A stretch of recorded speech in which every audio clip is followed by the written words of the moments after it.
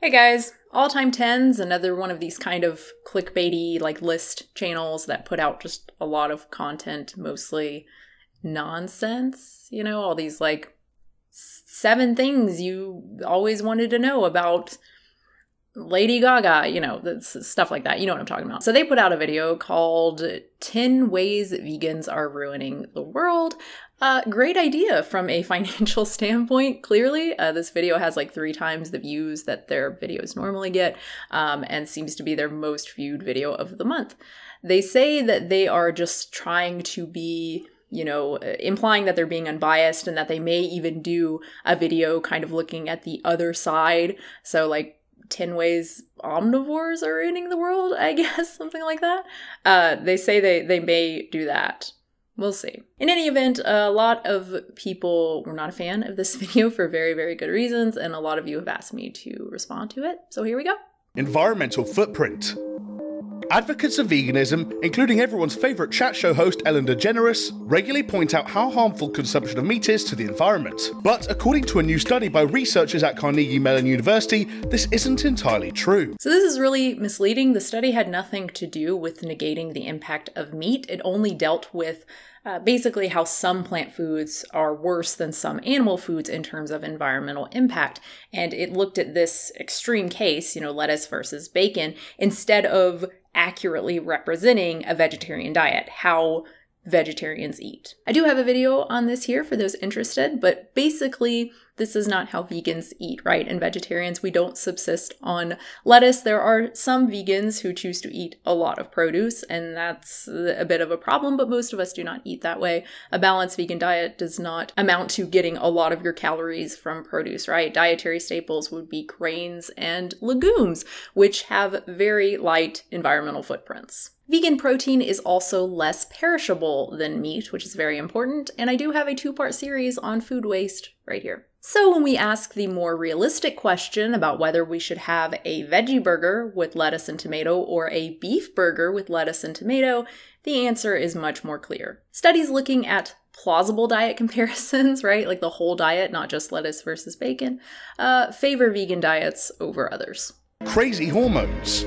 Of course they have to mention soy. It's never gonna die. The fear-mongering surrounding soy, it's never gonna go away. I've talked about soy a bunch on this channel, including quite recently in my response to Rebel Media. Check it out here. But briefly, phytoestrogens are not estrogen. The few cases of man boobs and loss of libido from soy consumption involved insane amounts of soy. Soy will not make you infertile, and recent evidence shows that soy may actually delay puberty, not accelerate it. But if you are still worried about soy, or specifically unfermented soy, although do know that it is a myth that Asians do not eat unfermented soy, they absolutely do, and it kind of varies by region.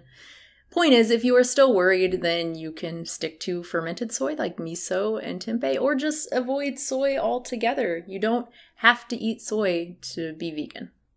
California drought. Almonds are one of the healthiest foods you can eat, but the super healthy nuts, mostly grown in drought-hit California, need millions of litres of water to be produced. So you might want to think twice before you pour it on your cereal. On average, it takes around 5 litres of water to grow 1 almond. Almond trees do not cause droughts. The 5 liters of water per almond largely comes from the rain that falls on these areas. When droughts do come, obviously farmers have to keep providing water to the almond trees, and that is an issue.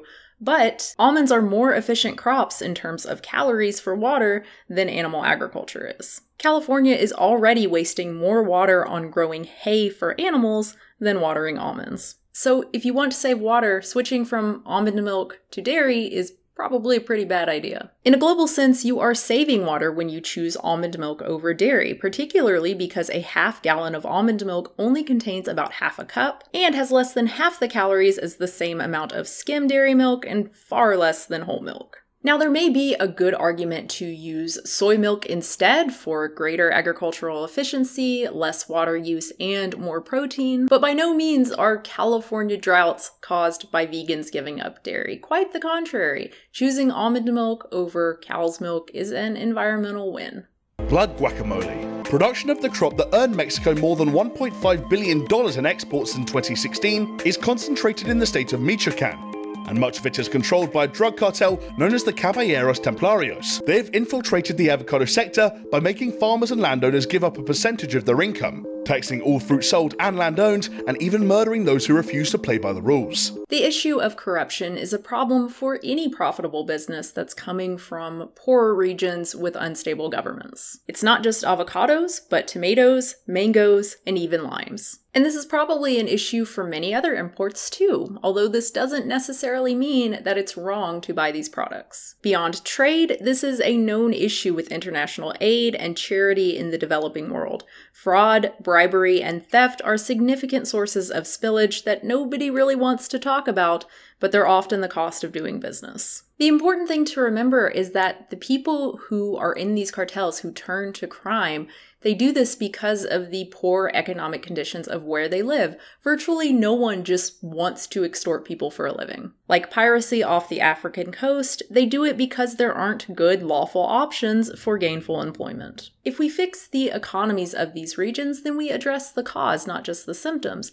And profitable international trade is the main way to do this. It's also important to remember that whether we're talking about sweatshops or, farmers growing blood avocados, that these are transitional states for economies. It's a shitty situation, no doubt. It sucks that these farmers are being unlawfully taxed and terrorized, basically. It sucks, but what's worse?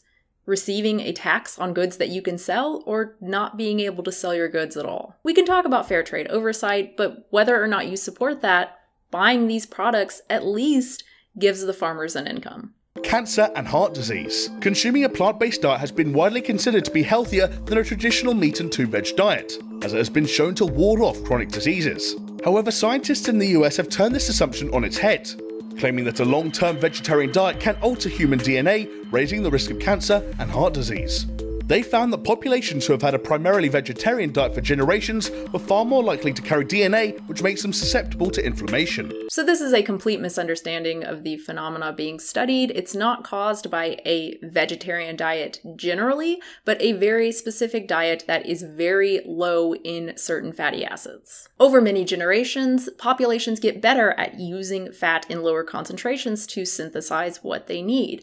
And this is not harmful as long as they stick with this low-fat diet. To quote one of the study authors, "Our claim is that, to put it simply, you need to have a diet that is matched to your genes. For those individuals that carry the vegetarian allele, our suggestion is to stick to the vegetarian diet because that's what your ancestors ate, and that's what your ancestors adapted to. Too much meat or vegetable oil is not good for these people because those foods also contain omega-3 and omega-6 fatty acids." The harm comes from giving somebody who is genetically vegetarian a diet with meat, large amounts of vegetable oils, a diet that they are not adapted to. Now, just because somebody doesn't have this vegetarian gene, it doesn't mean that they have to eat meat. It only means that they can eat meat, that they're more tolerant of meat. It's like somebody who doesn't have an allergy to peanuts can eat peanuts, but they don't have to eat peanuts to be healthy, right? People without this gene just probably wouldn't do quite as well on a,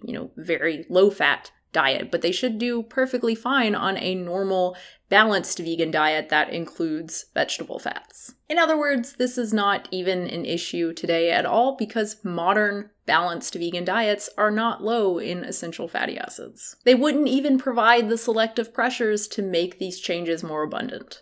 These days, spending on cancer medicine totals around $100 billion worldwide, with the cost expected to exceed $150 billion by 2020.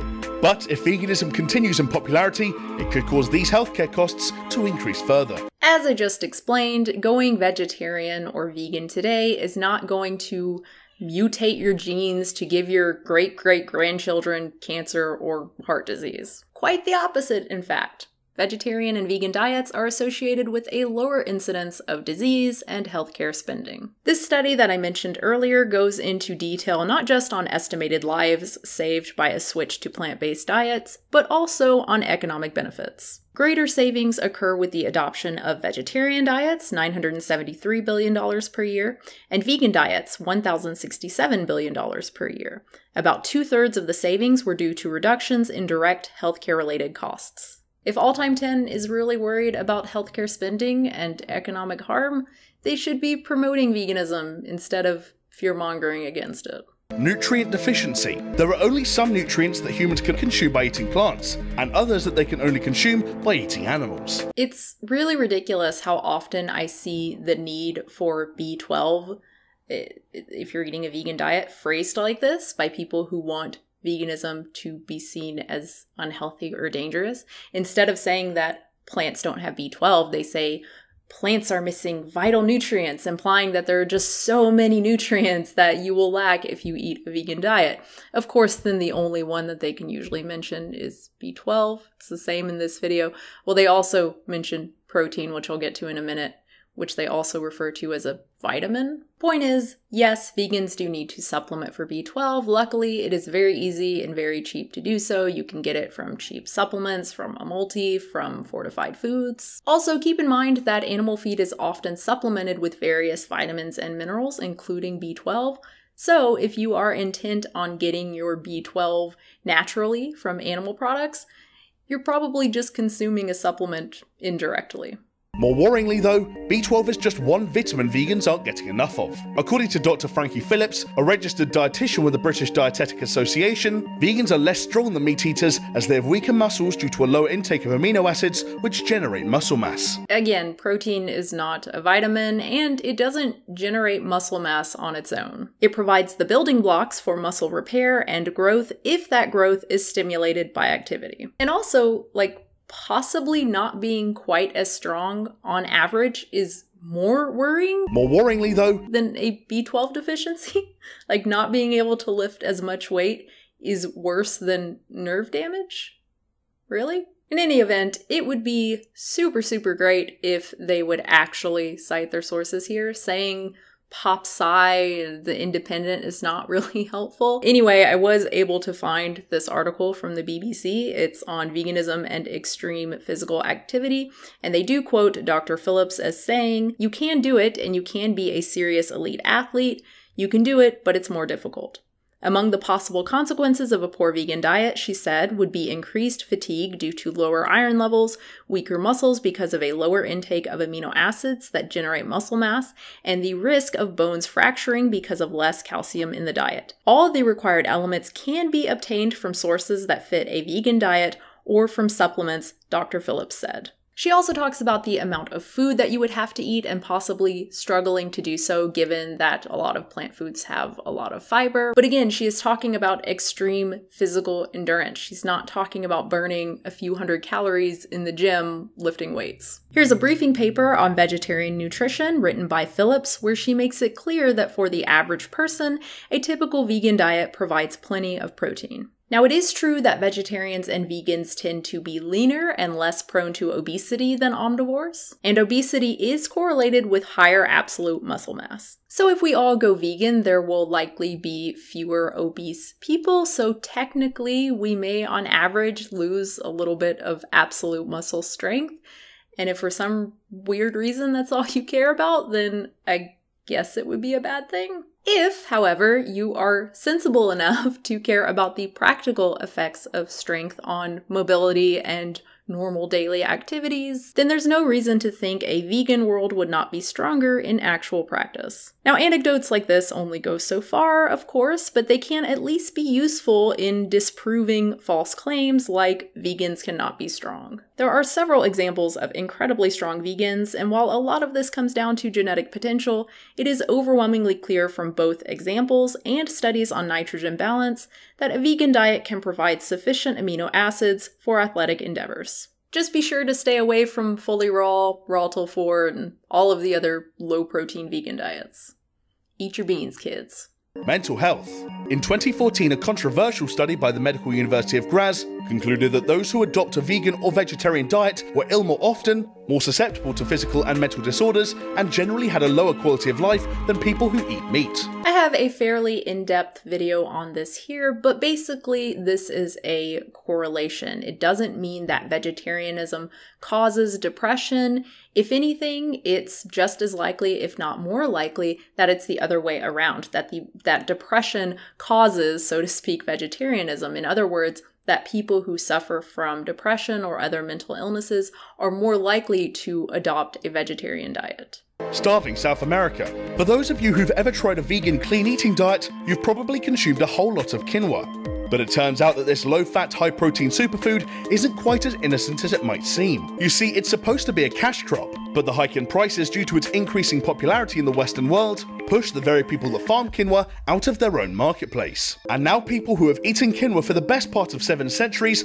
are finding that imported junk food is cheaper to eat. And wouldn't you know it, I have a video on this one too, and I might be running out of iCards at this point. YouTube only allows you 5 of these little linky things up here. Yeah, so I might be pointing to nothing. If that's the case, check the description. But very briefly, nobody is starving because of quinoa imports. Quite the opposite. The stimulation to the economy in these regions has greatly improved quality of life. Most of these people didn't eat much quinoa to begin with, and the popularization of quinoa might have even increased consumption in these areas. People who had already shifted to a Western diet years before were motivated to consume more of it as a trendy health food. Children's health. Nutritionists have warned that infants who follow the diet are often leaner and smaller than those who eat meat. Professor Mary Futrell of University College London said this is often the result of a lack of nutrients such as vitamin B12, calcium, zinc, and high-quality protein. She further warned that this type of diet could lead to irreversible cognitive damage, and in the worst cases, claimed it can even result in death. So bad. They totally misquote these articles, which they don't even bother linking to. That's super great. But they were at least easy to find just by Googling Futrell and vegan. Futrell warned that although vegan diets are perfectly healthy, they can cause serious health problems in babies and toddlers if their parents don't make sure they're getting all the necessary vitamins. The article itself even has a little info panel about how to safely raise your children vegan. Cashew burn. Cashews are the most eaten nut in the US and Europe, and are a popular staple in the vegan diet because they can be processed to make vegan cheese. The nuts are ridiculously hard to extract. A cashew has 2 layers of hard shell, between which are caustic substances, cardol and anacardic acid, which can cause serious burns. As a result, many workers in the cashew industry have permanent damage to their hands from this corrosive liquid, because factories don't routinely provide gloves. As with the other cases, the vast majority of cashew workers are willing laborers who choose to do this because it's a job opportunity where there aren't that many good options for low-skilled manual labor. Because of the very low cost of unshelled cashews and the high price of shelled cashews, this is an incredible opportunity for upward mobility for a lot of people. In many cases, it doesn't require any substantial infrastructure investment at all. For those 26 kilos, they paid 30 pesos a kilo. After the complete processing, the cashew openers sell them for 600 pesos a kilo, so 20 times more than the price they bought them. No, factories don't always supply gloves, but workers are not stupid. They can come up with some pretty clever tricks to keep their skin from getting irritated, like wrapping plastic bags around their fingers or using oil. If it gets on you, it does cause a nasty rash, but it's nothing like the scary image that All Time 10 showed, pretending that this is like detailing, cashew burns, showing what cashew burns look like. This is actually just a stock photo of, and I quote, very detailed, grungy hands. Guys, I hate to say it, but I'm really starting to question All Time 10's journalistic integrity.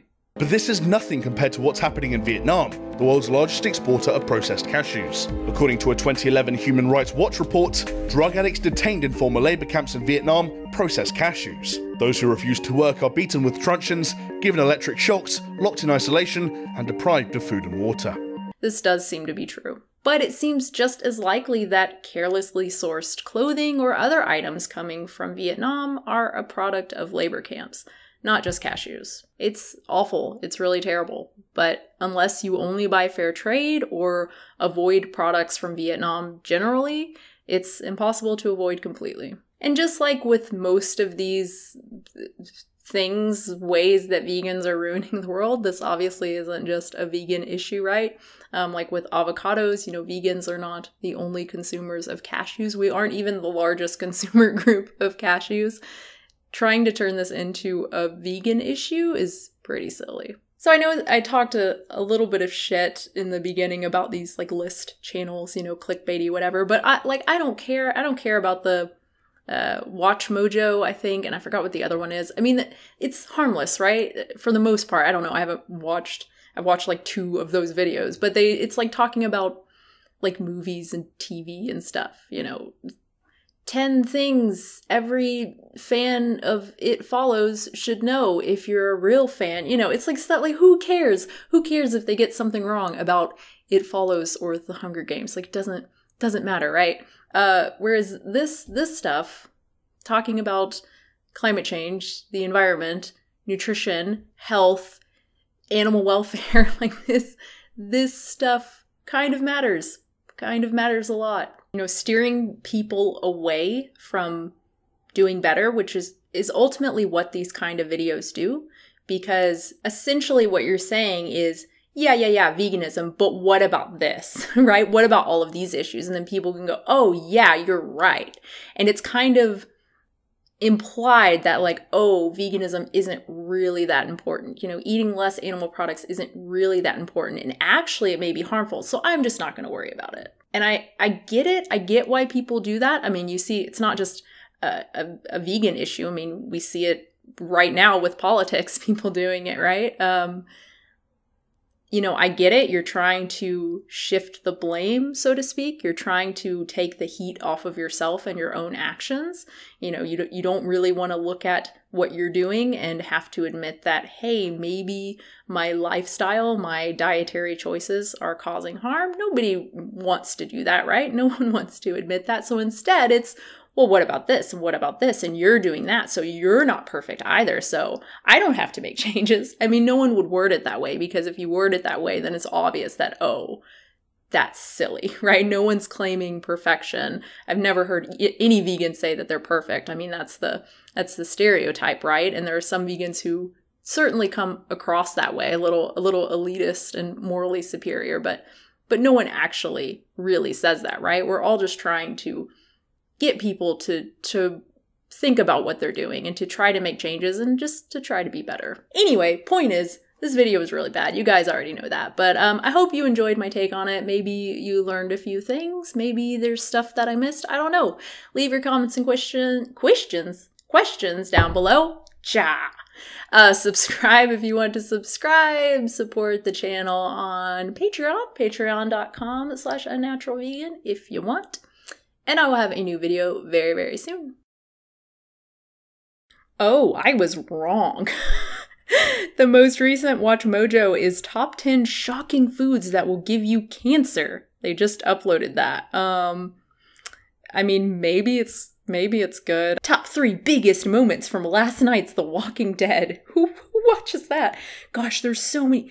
Just from a day ago, there are like 5 videos. That's how you do it, right? I mean, that's how you make all the money on YouTube. You either do the vloggy stuff that's easy to churn out, right? You can do a video a day or more. You do this kind of, you know, barely content list stuff with a bunch of people who can just like churn it out. Or you do like the family stuff, right? The good family stuff, not the weird stuff that YouTube is finally doing something about, which is great. Yeah, this is how you do it. Or boobs. Or cats, or both.